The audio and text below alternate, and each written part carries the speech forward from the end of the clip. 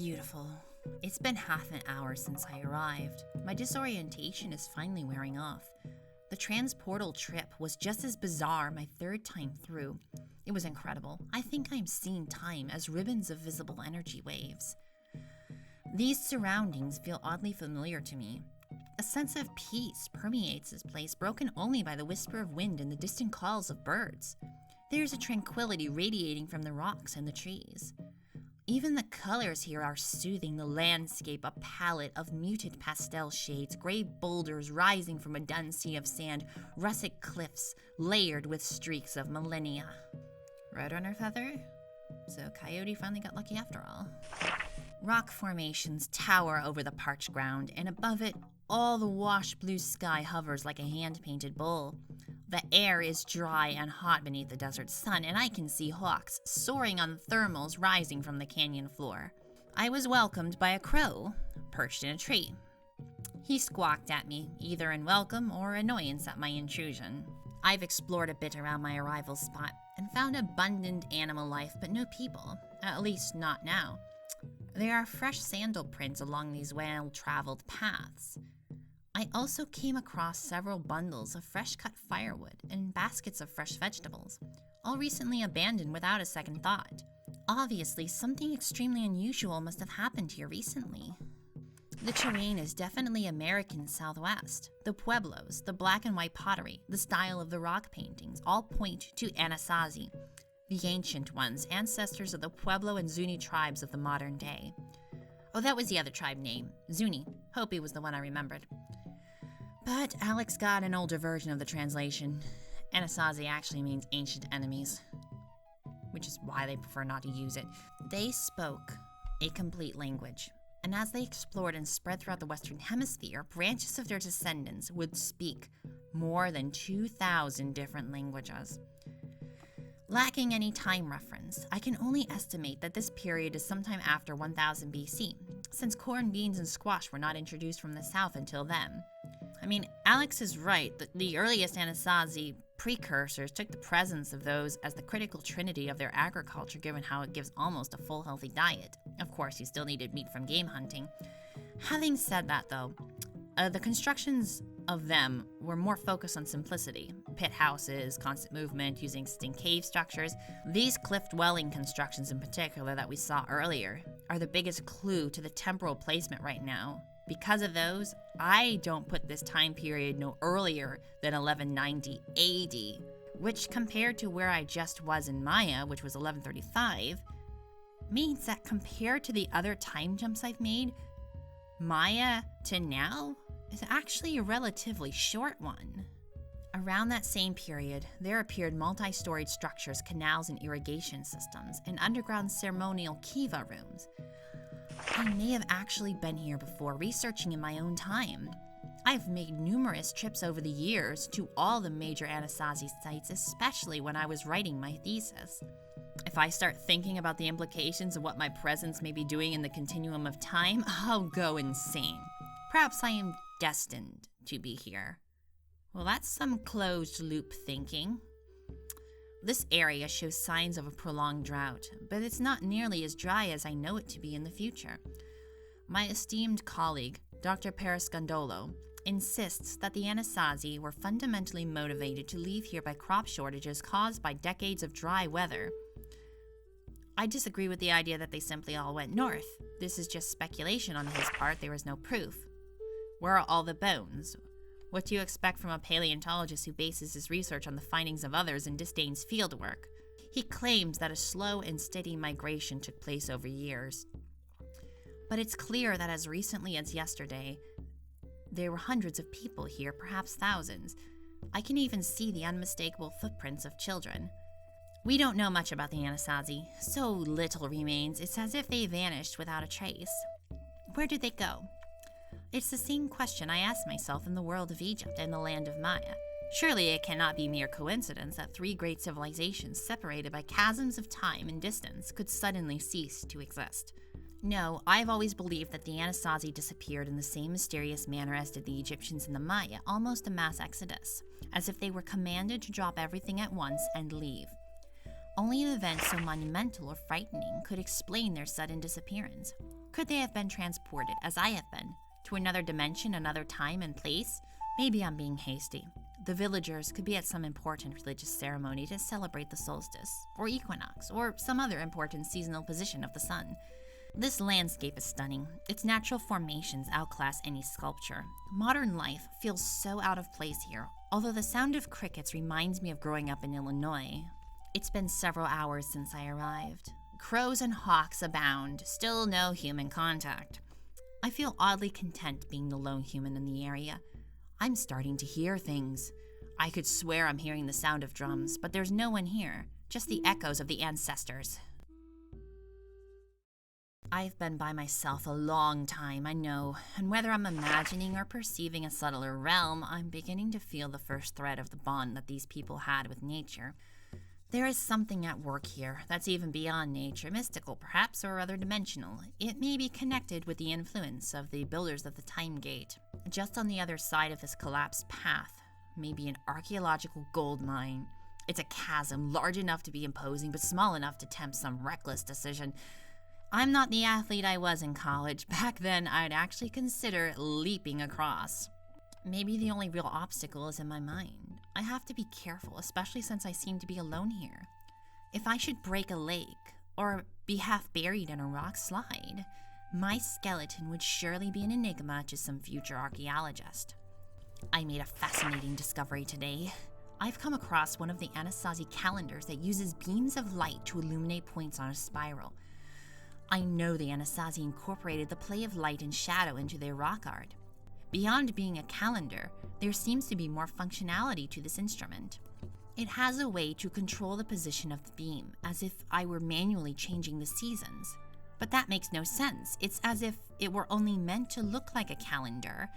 Perhaps it's merely an art form. The Anasazi used a sun spiral to mark and observe the solar positions that told them the precise day of the year on which these different seasons would arrive. A shadow dagger would pierce the etched spiral at the solstice and the equinox. These particular patterns of light on the spiral are very familiar. I know I've seen at least 2 of these on different stone formations some distance from here. This Sun Watcher's spiral reminds me of the sun dagger spirals I researched with Anders on Fajada Butte in Chaco Canyon, and the solar observatory at Puerco last summer. I'm convinced that the solar calendars were also meant for ceremonial purposes, undoubtedly marking the dates of special prayers and feasts. As I stood gazing at Sunwatcher's Rock, I could envision their shaman observing the arrival of a solstice and carrying the news back to the village. As the people gathered to pray to the rising sun, the rhythmic sounds of hide-covered drums would echo from the canyon walls. Then the prayer sticks would be brought out, slender willow stalks festooned with the feathers of turkeys, eagles, and hawks. Men, women, and children alike would push their prayer sticks into the earth and sprinkle them with sacred cornmeal. After they had made their offerings to their ancestors, the animals and plants, and the people yet to be born, the Anasazi would return to their homes to feast on meat and corn. I can't help wondering about the enigma of this solar calendar, if that is indeed what it is. I've gone and come back to it so many times I've lost count. I fiddle with the settings, it changes, then I wait for something else to happen and nothing ever does. Equally odd is that when I visit some area, it may be full of life and sounds and activity, and when I go back, refreshed and ready to explore further, the place has gone quiet. It's late, and I'm watching the night sky hoping for a shooting star. To many ancient civilizations, including the Egyptian, Maya, and Anasazi, astronomy was not a mere curious quest for knowledge. The journeys of the sun and the moon represented the movements of the gods and were the basis for their calendars. In Egypt, each week started with a new group of stars rising in the dawn sky. They assigned stars into constellations. Ancient temple walls mapped the sun god crossing the heavens in a boat. Equipped with the skills and tools to observe and predict recurring celestial events, they were able to foretell the seasons, when to plant, when to harvest, and when to hold a ceremonial event. Knowledge of these patterns must have been passed down and refined through generations. Imagine the awe of the common masses when a Mayan priest foretold an eclipse or the passage of a comet across the night sky. They used the naked eye and natural alignment points to discover the patterns of the universe. As primitive and non-technological as it may seem, Their knowledge was as accurate and useful as that of our modern world cultures. He's back. That strange being who has become my constant shadow is beginning to really worry me. I've tried to engage him in conversation, but he seems oblivious to my attempts. He just threatens me and vanishes. I can't shake the feeling that I'm being watched by him. While searching for a place to sleep late yesterday, I found a cavern. The moment I set foot inside, I felt an overpowering sense of presence near me. Oh, here are the symbols in the storyteller cave, at least some of them. I chose moose. Alex apparently chose antelope. Tomato, potato, same difference. Not really, actually, but similar footprints. What first appeared to be a piece of fine art has been baffling me to no end. It's a fairly detailed drawing of a snake with other symbols below it. Animal paw prints. At first I tried to interpret the paw prints as a sentence or a name, perhaps what the snake eats. None of these make sense. Perhaps it's a training device. It may be indicating where certain animals can be found relative to this area, like a hunter's guide.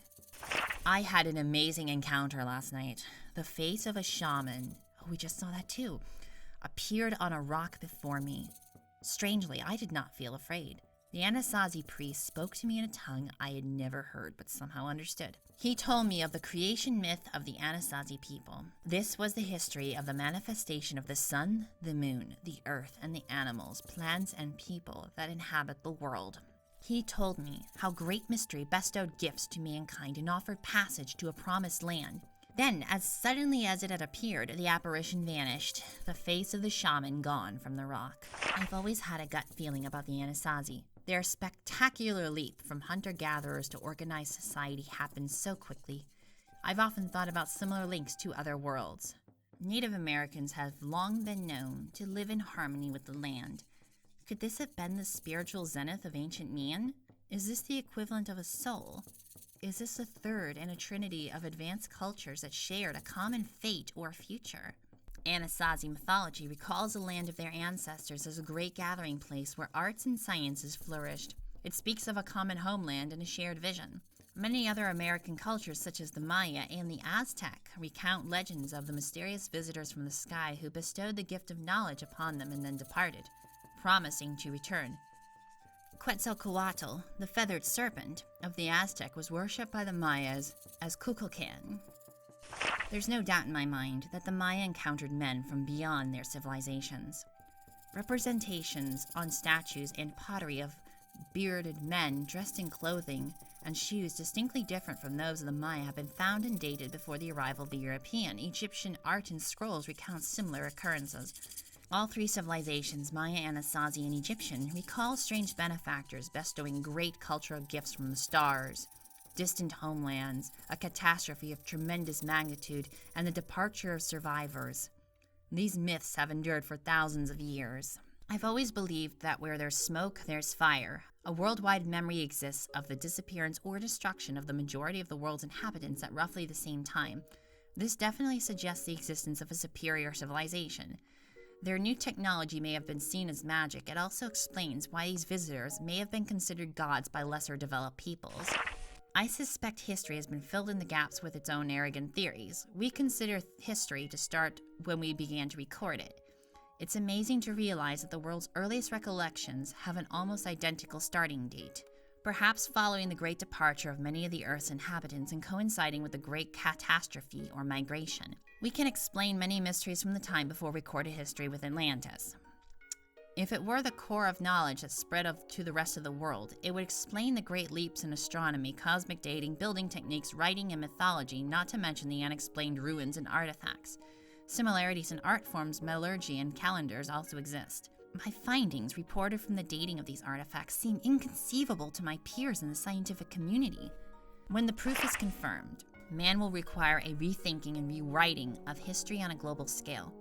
I digress, thankfully. Time to get on with my exploration and see what I can find. I'm starting to get a mental picture of the lay of the land.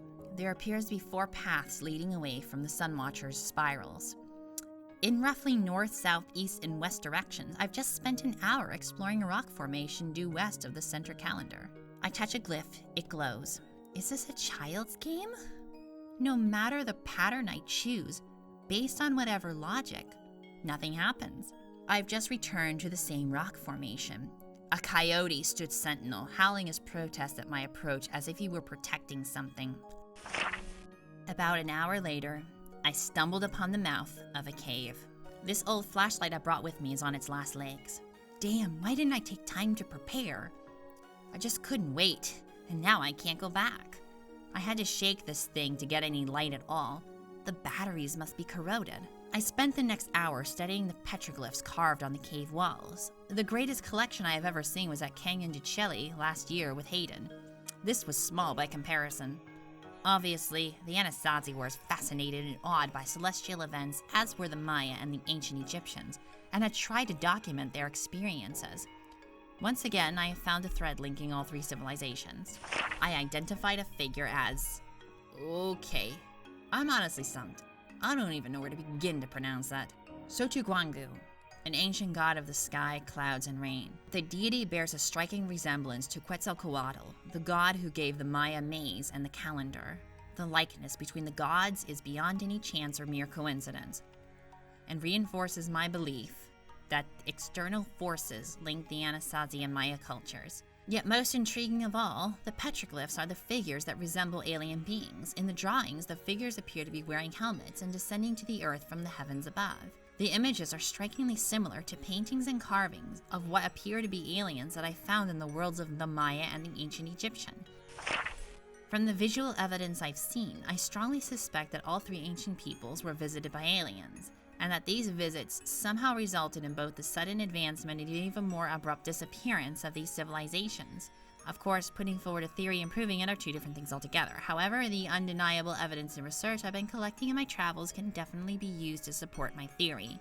I am inside a gigantic geode. Its walls are crystalline green. It reminds me of the Blue Grotto in the island Capri.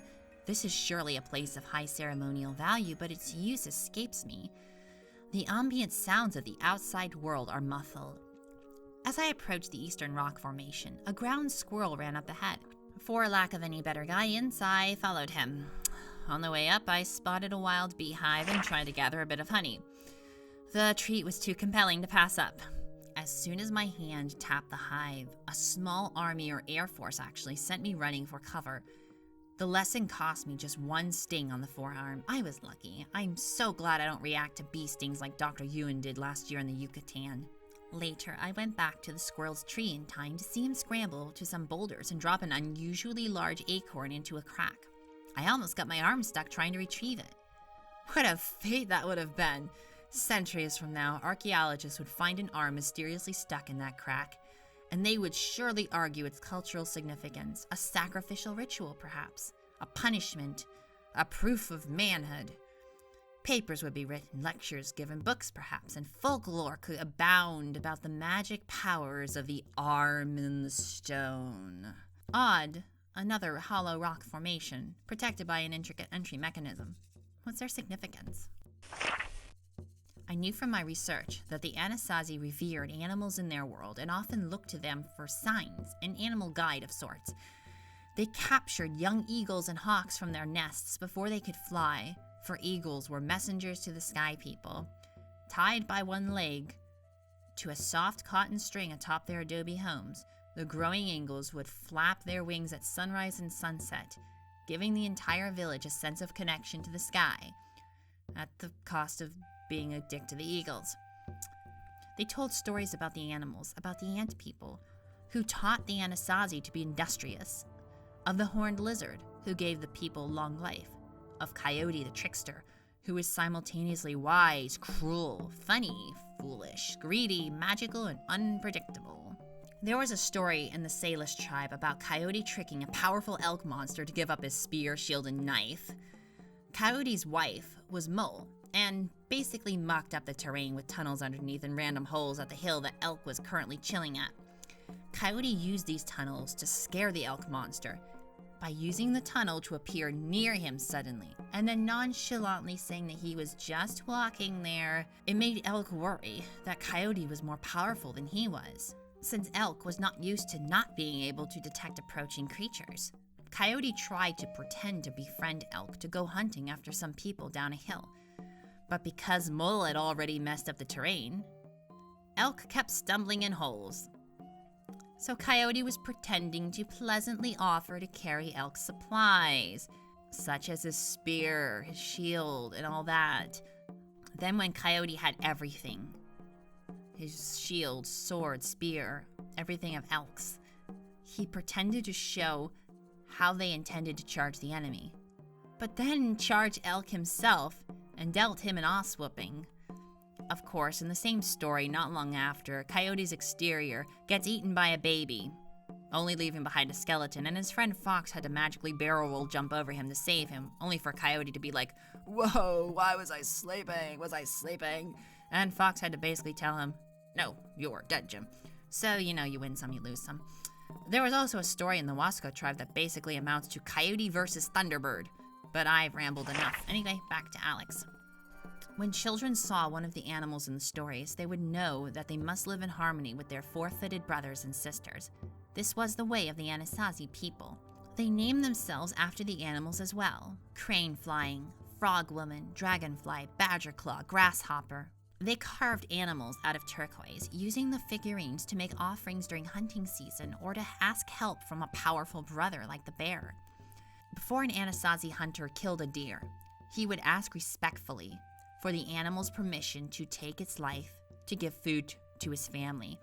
Then, as the deer lay mortally wounded, the hunter would put his mouth to the animal's muzzle, breathing in the last of the animal's sweet breaths, the breath of life.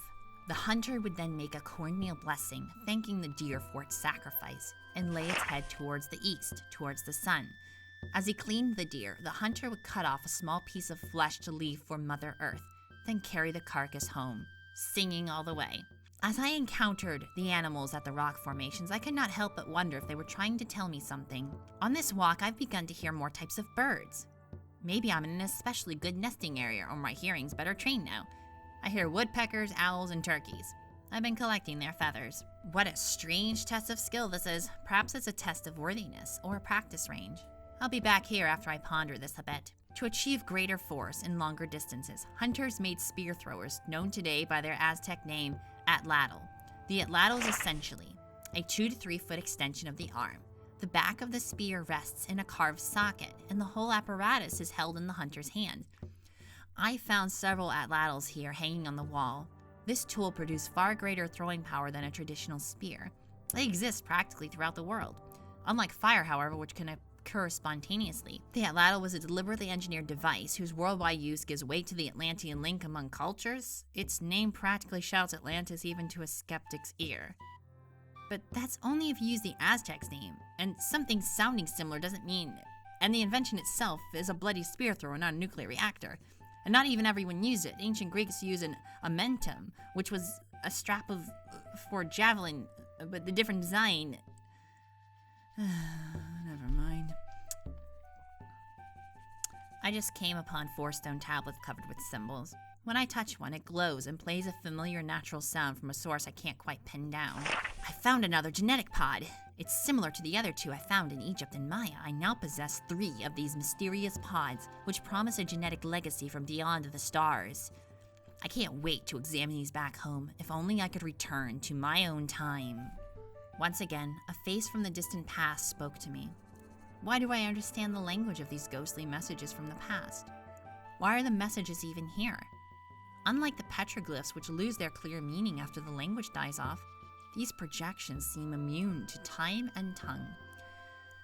I have found some living proof of the Anasazi's expertise in raising corn. I counted no less than 6 varieties, dried and ready for a meal that may never happen. Here in my hands are the predecessors of the big fat ears of corn of the modern times. These are not as large as modern corn, but they are a far cry from these people's early strains, which were little more than grass stalks topped with a few meager kernels. With this high-yielding corn from those humble beginnings, these ingenious people developed themselves an ample supply of versatile food. I can see a system of canals that irrigated their fields during dry spells. These too are dry now. At the very spot where I need to reach higher ground, I am faced with a mystery. An ear of corn deliberately buried halfway in dry ground. This is not a method of planting, especially since it's a among cactus plant. I suspect it's ritualistic. Well, the corn isn't just stuck in the ground, it's anchored there. I pulled it and kicked it, but I won't budge. I swear I'm being watched. I think I saw him vanish as I turned around. What does he want with me? In my research, I found, among other things, a dry gourd filled with seeds.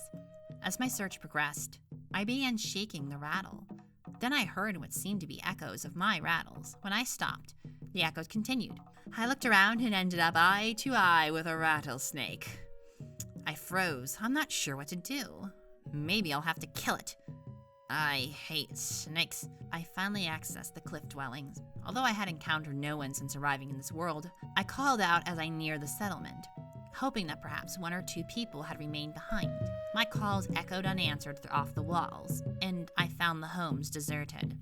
There are isolated work areas with bright splotches where not long ago someone was crushing colored rock for ceremonial pigments. There is a pile of yellow stones besides a mound of fine, bright yellow powder. I wonder if it belonged to Yellow Hand. There's this other story in the Papago tribe, last one I promise, of a man who spent years of his life doing nothing but pounding yellow rocks. He even trading rocks to someone who wanted his daughter's hand in marriage. Basically, it's as if Maud Pie from My Little Pony just completely lost it. I remember reading the story wondering what could become of the pounding of the yellow rocks. But no, the man who pounded rocks just died, and his hand became that of a yellow rock and kept trying to pound even when dead, proving, once and for all, that zombie stories really have been done to death since forever.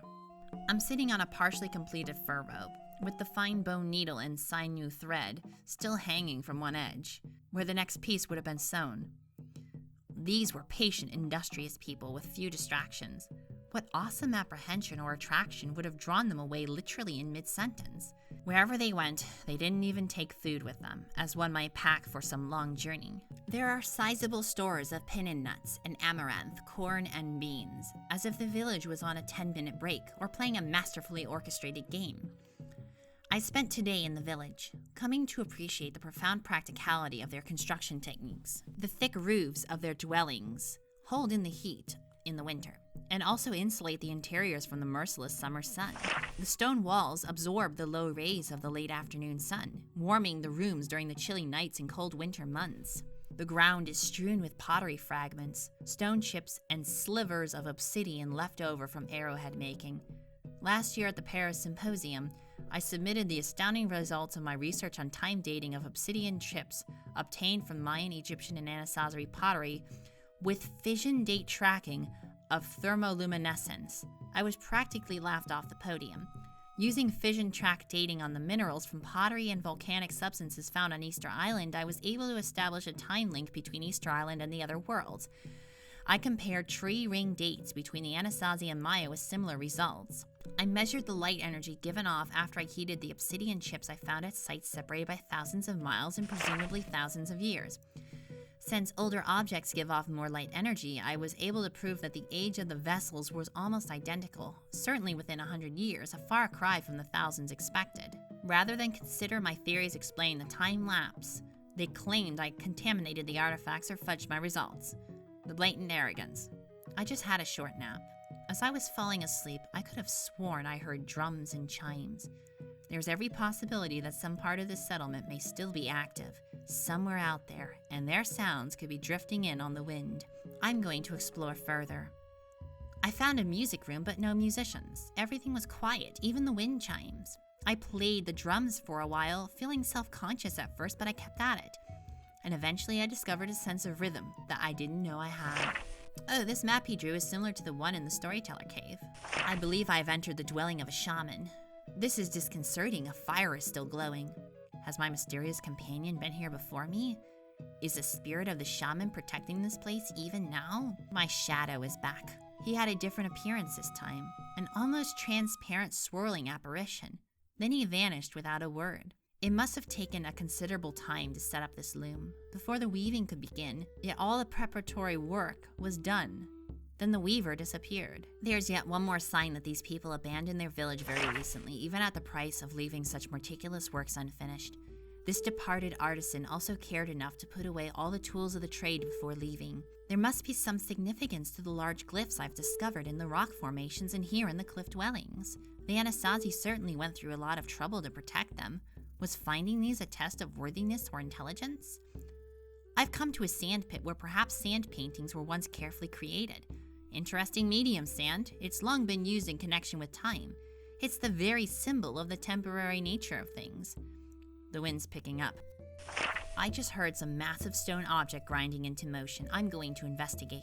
I'm in a ceremonial kiva with its mysterious glyphs. It's also fresh and new compared to the ruins I visited in my field trips to Mesa Verde and with Hayden and Anders 2 summers ago. I wish they were here now. I could really use their expertise, not to mention Hayden's cooking. On a special wall, there's a circular arrangement of arrowhead symbols. Nothing happens when I touch them. They seem to go on or off without any help from me. I've seen some of these symbols not long ago. Why didn't I pay more attention out there? I must be more careful with my notes. The pace of this real-time archaeology is so exciting that my documentation is suffering. A kiva is a revered place. According to the ancient myths, the first people emerged from the underworld.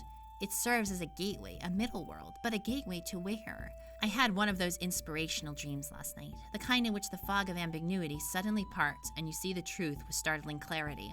For years, I've been asking myself the same question about vanished civilizations. Where did they go? Black hole? Not likely. Nor is it probable they perished by war or famine, for they would have left their bones behind. Dr. Parascandolo claims migration. Preposterous. Why would any people at the height of their culture suddenly decide to abandon their thriving cities and fertile fields and take off into the sunset? I should probably point out that in the centuries between the 700 CE, basically the basket weavers, leading to the cliff dweller Anasazi in the 1200s, people moved a lot as rainfalls and farmlands in one region, as well as game, become less productive. There was only one answer, an answer I now grasp with tenacious certainty. The ancient Egyptians, Mayan, Anasazi, and Easter Islanders had all been transported somewhere. I had long known that the ancient Egyptians, the Maya, the Anasazi, and the Easter Islanders all believed in the afterlife. A version of my belief in Christian heaven, I thought. Well, I guess this leaves me, the atheist, the odd one out. Yet in my dreams, I saw this shared belief in a new light. Suppose the afterlife meant something else to the civilizations. Suppose their vision of heaven was to ascend not to a spiritual world, but to an actual physical world. Could it be that they knew someday their race would be transported to some wondrous world beyond, and could that place be Atlantis? I don't know if entire populations were transported or only the scholars and other elite. Nor do I know why the people were sent and whether or not they went willingly. I do know that after each transportation, a civilization vanished. I've just found another time gate. The pods I've collected seem to warm up during time travel. Just when I think they'll get too hot to carry, I reach my destination. Where will I go next? I believe that inaccessible location will take me to the proof I need. I suspect it is a gateway to Atlantis.